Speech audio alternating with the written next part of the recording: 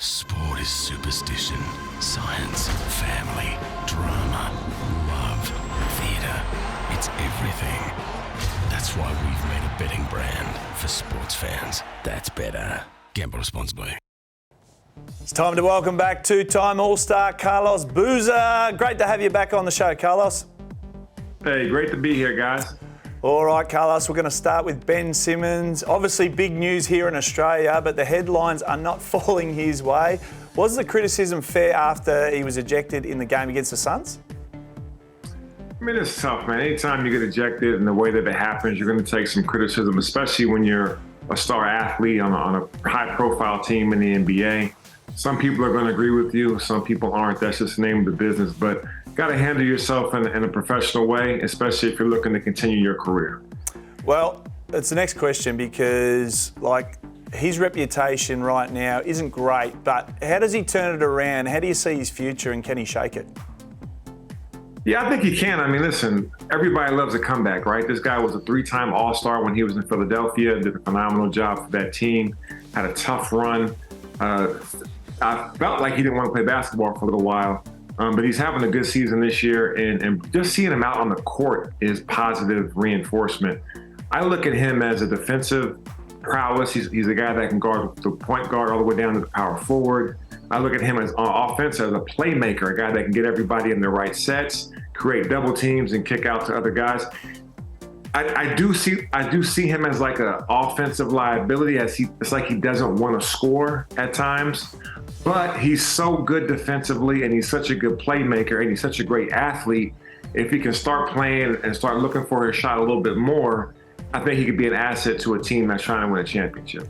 All right, James, I can see you nodding your head, so I'm going to get your thoughts on this. So he's posting career low numbers when you look at it in his returns, right? So with the Nets, while Durant is out, can he win back the fans? Can he? It's going to take a bit. Will he? Probably not this season unless they make a deep run to the playoffs, Dicko. It's tough. They need him to step up. They need him to act like a number one pick. The craziest part is, I think we talked on last week's show, he's averaging only 6 shots a game. 6 shots a game. That's literally half of what he was taking in his rookie year. A lot of this is obviously due to confidence. Carlos would know that. Basketball shooting, it's a confidence game sometimes. But he has looked more encouraging in the last couple of games on the road. They've gone on a road trip, this Nets team. They've lost KD. They turned it around with a couple of wins. But 7.5 points, 6.5 rebounds, 6.5 assists, it's not going to cut it. You can't do that without Kevin Durant there. You need someone to step up and help Kyrie carry that load because defenses, and Carlos would have seen this as well, right? They're just keying in on Kyrie at this point. And if Ben's attacking, if he's looking to attack, if he's even looking at the basket, and I'll tell you what, some of the clips aren't flattering, Dicko, because it's like him just running away from going, oh, I've got a mismatch, I'm not going to go at it, whatever, I'll pass out. He's got to be attacking the basket time and time again because that'll open up spots for TJ Warren, it'll open up spots for Seth Curry, for Joe Harris, and it'll get that offense humming again. And Carlos has hit on it, the defense. If he's really just ramping that up, look, he's coming back from a back injury. It's always going to be a bit of a rough sledding sort of game here, but if we see him up that ante on the defensive end and just attack that little bit more at the basket, he should be 12, 8, and 8 a game, and fans will come flocking back. That's what'll happen. So it feels a bit wonky at the moment. He still has more fouls than made field goals this season, which is a problem.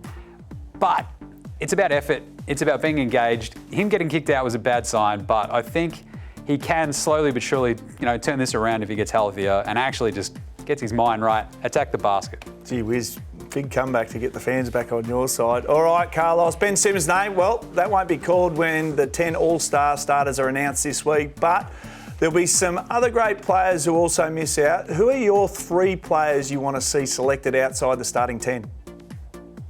Yeah, there's a couple guys that are having terrific seasons that we don't talk a lot about, but down in Miami, they're in the 6th seed in the Eastern Conference, and Bam Adebayo is having a phenomenal season. 21 points, 11 rebounds, 3 assists, helping anchor that team, especially defensively, and giving Jimmy Butler some help there. Also, in the 7th spot in the Eastern Conference, you got the New York Knicks, and Julius Randle is having an amazing season. Almost 25 points a game, 11 rebounds, 4 assists, has his team in the 7th spot. Very impressive.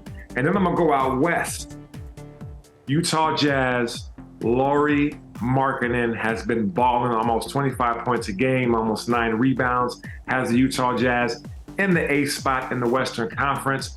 Oh, and by the way, the All-Star game is going to be in Salt Lake City this year, so the fans would appreciate if Markkanen was able to be in that All-Star uniform on Sunday.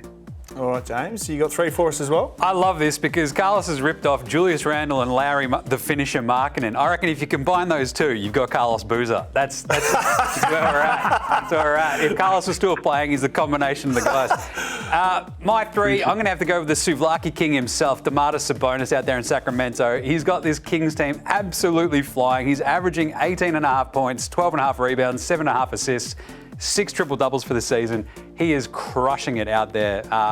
The son of old Arvydas Sabonis. You might remember him from the 90s. I'm going to go jump out east. I'll say DeMar DeRozan. He has had a sneakily awesome season. He's the only reason that Chicago Bulls team, Carlos's old team as well, are still vaguely afloat in the play-in playoff fight. He's averaging over 26 points a game. His awesome throwback game, the mid-ranges. You love to see that.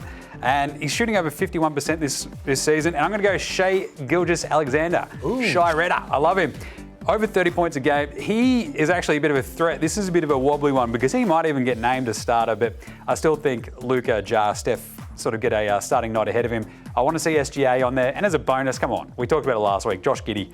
Only people averaging over 16, 8 and 6. Basically all other All-Stars. Why not make it the mop-top number as well? Let's go, just Josh Giddey up. Giddy up. Come on, Dicko. Giddy up, James. I'm up and about, so's Carlos. So stay with us because Carlos and James will face off next in this week's edition of The Big Call. The betting brand for sports fans. That's better. Gamble responsibly.